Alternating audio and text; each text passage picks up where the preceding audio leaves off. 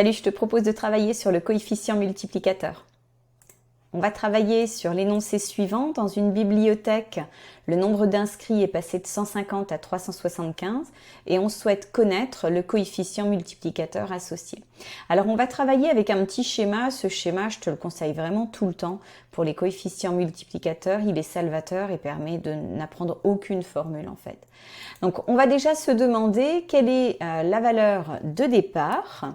Ici, dans cette activité, la valeur de départ, eh bien, elle est juste là, hein, donc c'est 150. Ensuite, on va se demander quelle est la valeur d'arrivée. Et la valeur d'arrivée, pour nous, elle est juste ici, et c'est 375. Et en fait, ce qui me permet de passer de l'un à l'autre, et bien justement, c'est ça que j'appelle le coefficient multiplicateur. C'est-à-dire que quand je prends la valeur de départ, si je la multiplie par le coefficient multiplicateur, je retrouve la valeur d'arrivée. C'est-à-dire que la valeur de départ multipliée par le coefficient multiplicateur me donne la valeur d'arrivée. Donc ici, dans cet exercice, il suffit de remplacer par les valeurs. Tu vois, j'ai 150 qui est la valeur de départ, fois le coefficient multiplicateur, c'est ce que je cherche, qui me donnera 375, la valeur d'arrivée. Je dois donc isoler ici la valeur du coefficient multiplicateur, c'est ce que je souhaite. Pour cela, il faut que je divise par 150. Donc le coefficient multiplicateur, eh bien, il va être égal à 375 divisé par 150. Et nous trouvons un coefficient multiplicateur de 2,5. Je dois ensuite trouver ici, comme on me le demande, le taux d'évolution qui va être associé. Donc le taux d'évolution associé, pour l'avoir, eh bien, on a une formule, mais encore une fois, le plus intéressant, c'est bien sûr que tu puisses comprendre ce qui est indiqué ici. Ton cours te dit que le coefficient multiplicateur, c'est 1 plus le taux. Par exemple, si le taux d'évolution, il est de 50%, c'est-à-dire 0,5, le coefficient multiplicateur associé, 1 plus 0,5, il sera de 1,5. Voilà comment fonctionne cette formule. Donc, on va ici nous chercher le taux et non pas le coefficient multiplicateur. Pour avoir le taux, eh bien, tu vois que je dois ici me débarrasser du 1 et on n'obtient que le taux. C'est donc égal au coefficient multiplicateur moins 1. Donc, le taux, c'est le coefficient multiplicateur moins 1. Dans notre cas, on obtient donc 2,5 moins 1, autrement dit un taux d'évolution de 1,5.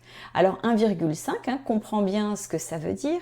On doit le remettre sur 100 pour l'avoir en pourcentage. Et on obtient donc 150%. On décale la virgule ici de 2 rangs. C'est donc 150%. Voici le taux d'évolution. Je te propose de travailler sur un deuxième exercice avec l'énoncé suivant. Le prix d'une robe est passé, il est de 49 € et il augmente de 8 €. On va à nouveau se servir du schéma de tout à l'heure. Donc on se demande quelle est la valeur de départ. Donc la valeur de départ, eh bien, elle nous est donnée juste ici. Elle est de 49 €. On sait que on cherche ici la valeur d'arrivée. Ça, c'est ce que je veux. Donc, point d'interrogation, c'est la valeur qui est cherchée. Et pour passer de l'un à l'autre, eh bien, je dois ici multiplier par le coefficient multiplicateur. Alors, attention, on ne me donne pas un coefficient multiplicateur.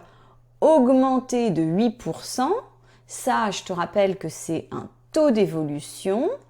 8%, c'est 0,08. Augmenter, c'est plus. Donc ici, on me donne un taux d'évolution et je vais devoir trouver le coefficient multiplicateur. Alors, on a vu la formule juste avant, hein. Du coup, le coefficient multiplicateur associé, eh bien, je l'ai directement, hein, en faisant 1 plus le taux.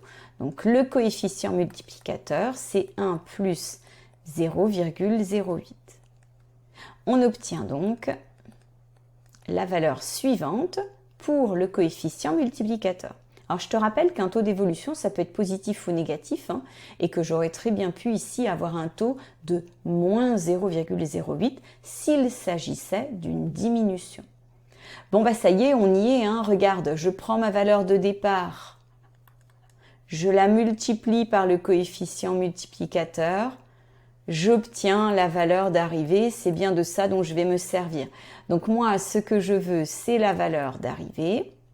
Elle est donc égale à 49 fois 1,08 et on trouve ici un résultat de 52,92 €. Et voilà, à plus pour d'autres astuces.